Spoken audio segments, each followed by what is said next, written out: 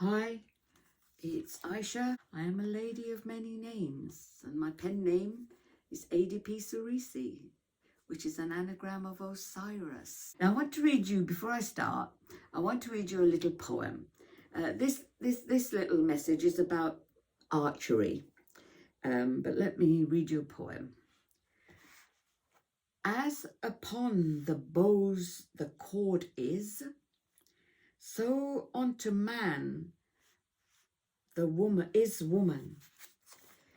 Though she bends him, she obeys him. Though she draws him, yet she follows.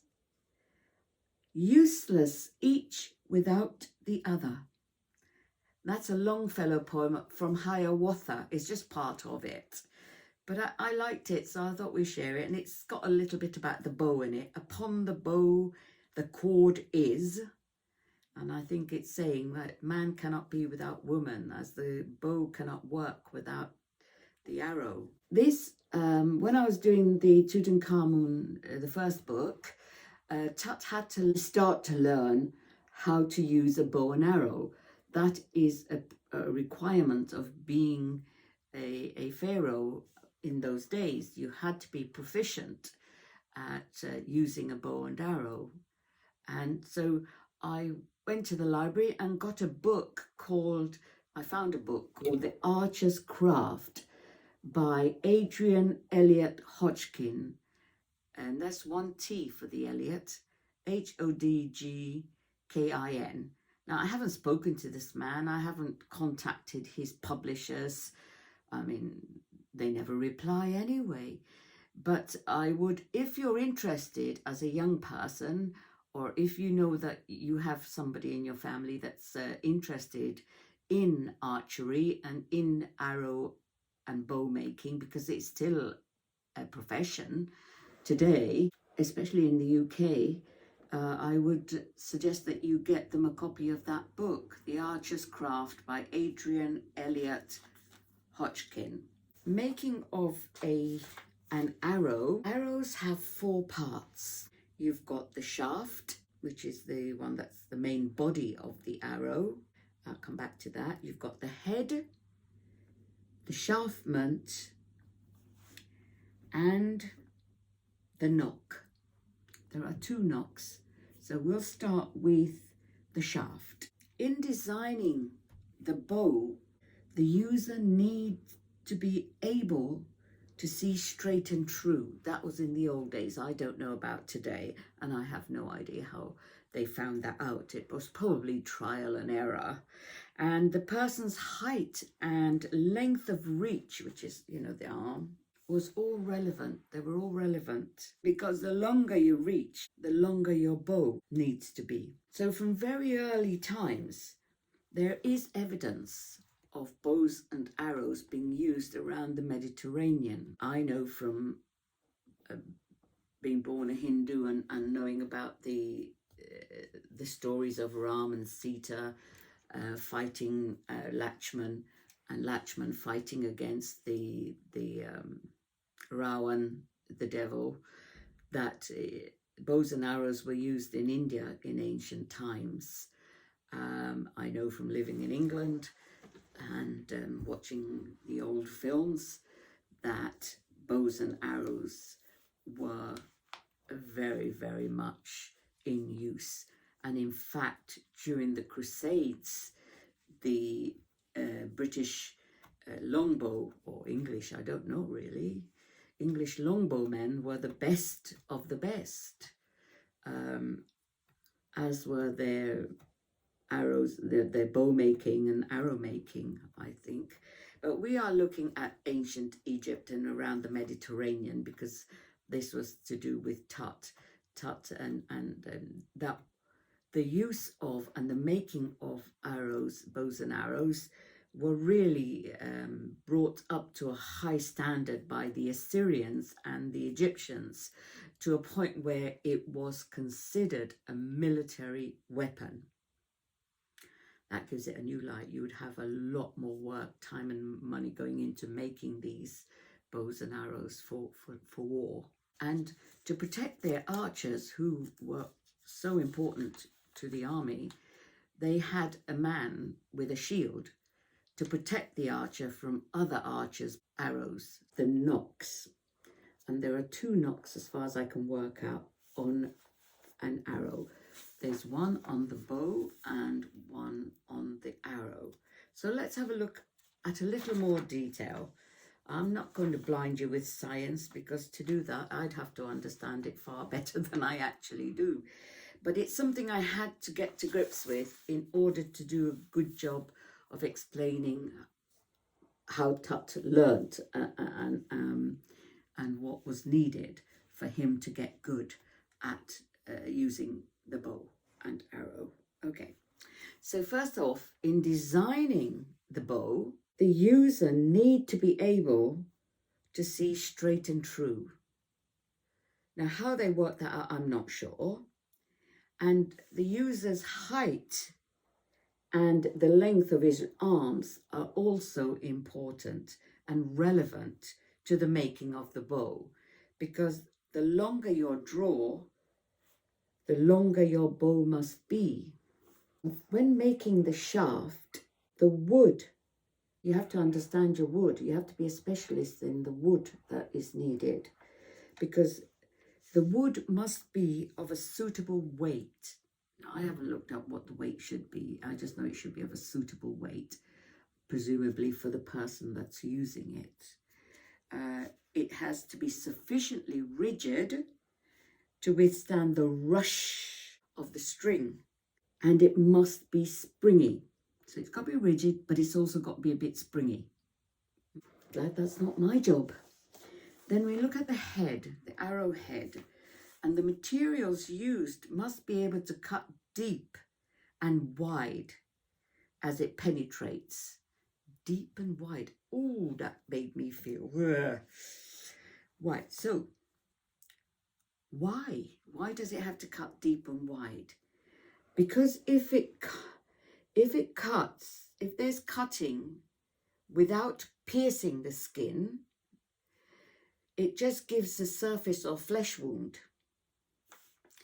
And if you pierce without cutting, it gives a deep and painful wound, because all the bleeding is internal. So the materials that are usually used in the old days were bone, horn, sinew, stone, glass, or metal. That reminds me that, the Africans also used bows and arrows, as did the Red Indians in America. So it was a world thing, they all followed the same path in effect, to perfect the bow and the arrow for war and protecting themselves and for hunting. In the Book of Mormon, poor Nephi got into trouble when his bow broke and he couldn't hunt and get food for those that were in the wilderness. I didn't appreciate when I read that there was so much involved in making a bow and arrow that worked.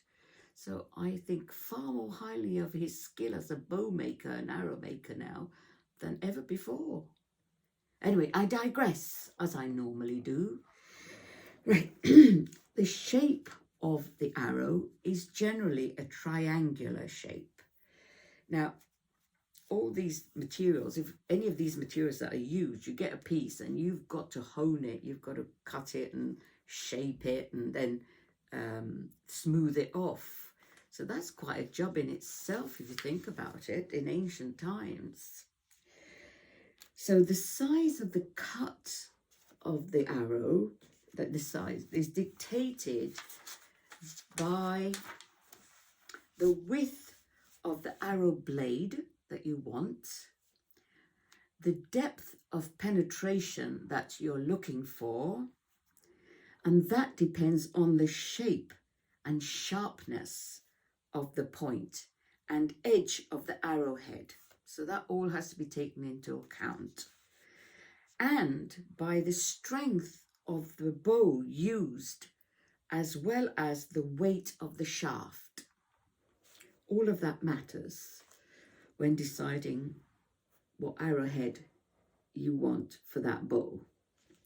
So a good bow and arrow can pierce a chainmail and kill almost anything that walks or crawls. Now, you know what a chainmail is. If you've ever watched the old, like Arthur and his round table, all those warriors wore chainmail to protect them from hopefully being wounded. And here we're told that a well-made bow and arrow, so it's not probably always well made, they were not probably always well made, could kill a man by actually puncturing, going through the chainmail. Whoa, I hate war, whether you're using bombs or arrows and bows. We're not here to kill each other, I don't think, but never mind, let's not get political about this. Okay, next thing, the shaftment. Now, what is the shaftment? I had to find this out. It's part of the arrow on which the fletchings lie. In order to fit that onto the arrow, you need a nock. Now, what is a nock? And it's a cut. And here on the arrow, it's a cut at the rear end of the arrow. Now, to which the bowstring is attached or looped over, so that you can hold the arrow, can be held in place while you're running or while you're hunting. Okay, so the nock is at the rear of the arrow, to which the bowstring is attached or looped over. Now, each arrow must have a nock, which is a piece cut out of the wood. It's cut out of the wood of such a size that the arrow can hang on the bowstring without falling off. This is a very delicate job. If the cut is too wide, the arrow will not stay on the string as you hunt, for example. If it is too narrow, the bowstring is likely to split the arrow as you fire it.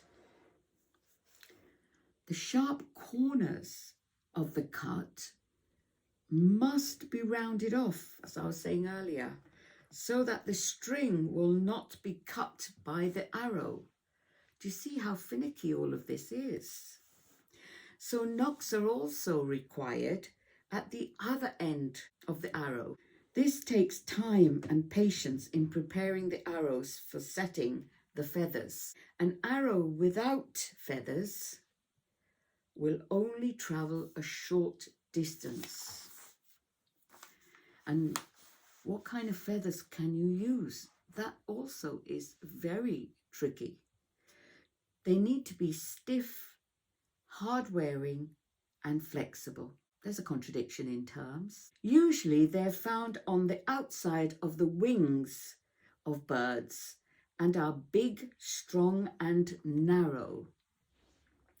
So the right wing, the feathers on the right wing are curved to the right. And it follows that the feathers on the left wing of a bird are curved on the left. Now, you must remember this if you decide to go down this road of learning about it, making arrows. Certainly a different job. You cannot mix on one arrow a right wing with left wing feathers, yeah? It's got to be all right wing or all left wing. They're called vanes, these things. And it says all vanes on an arrow must be either right or left curving. Okay, so what do you need to do with the feathers once you decide which side you're going, right or left, and you found them? I don't know which birds, to be honest, would be the best, but you would learn that. So the feathers need to be clean, unbroken, strong, and thick. The other thing about feathers is that only the web of the feather is used and a small part of the thick quill. Now, the question arises in my mind, are traditional arrows still being made today? Because it's an art, I think, that we keep losing these old arts of making things and doing things, and I think it's a mistake. We need to hold on to the old things because they require so much patience and care, and I think with everything becoming modernized, it's very dangerous because we're losing skills that would be hard to come by should we need it in the future, especially the way the world is going at the moment. But there we are. That's an aside yet again. So well, I looked into this, and I only looked on the internet, and you can as well. I found a few who are still making traditional. There's one that makes traditional longbows. Now, what I couldn't clarify from their bump is whether they do it traditionally or whether they do it using machinery. And from the arrows I saw in the pictures, it looked as though they do it by machinery. It looked as though it was plastic, not feathers, actual feathers. So that shop was called the Longbow Shop. And the bump said that they do English longbows, American flat bows, and recurve bows. Well, I don't know if that means repairing, but you can have a look if it's important. Now, there's another company called Bow International, B-O-W International, and they claim to keep alive the tradition of bow making in the UK. If you're interested, then male or female, if you want to change of a career and you're a patient person and you've got hands that are skillful, it could be something that you might enjoy doing. And they say here that archery is still a very popular sport. There are thousands of people in England alone that follow the sport, and they have competitions and what have you. So to recap very quickly, archery is a very a demanding but rewarding form of exercise today. There are still people that really enjoy archery, and they do it by competition. And in order to, you don't need to understand, but it helps you to understand your equipment, the bow and the arrow. Now, in addition to your bow and your arrow, you also need some other equipment. Like you need to protect the inside of the left forearm just above the wrist here. And from the recoil, I think, of the bow.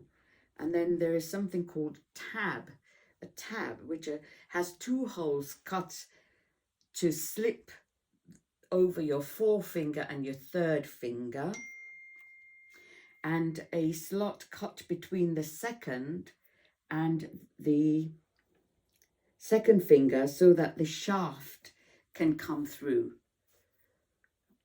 I can't picture that very well. I did when I was writing it, but it's been a while since I wrote it. So they usually use supple leather to protect the first three fingers from the rub of the string of a string bow. And then the quiver, they need a quiver for holding the arrows. So you need something here and something over your hands, whichever one you use, to protect it from the bow. And the quiver is for holding arrows, which should be narrower at the bottom than at the top. It also needs to be flat at the sides and made of soft leather so that the arrows do not make a noise as you move. Never thought of that. There is an indication that horses' hides were usually used for making quivers. And there we are. That's it for today. I hope you enjoyed that. A little bit backwards and forwards and up and down, but that's me. I am a human being. I am not an artificial intelligence robot. And no rude remarks, please. I'm getting better. I keep telling you, I'm not as young as I used to be. So it doesn't flow as well as it ought to, but it will because I'm practicing. And I love you all, and I hope you come to like me at some point. All right, take care. Enjoy your day, your week, your month, your year. And don't let the buggers get you down. Oh, bad language. Don't let people get you down or things get you down. You're in charge of you. Remember that. You have control over some aspects of your life. If you've got a boss or anything, that's you have to learn to maneuver. Bye.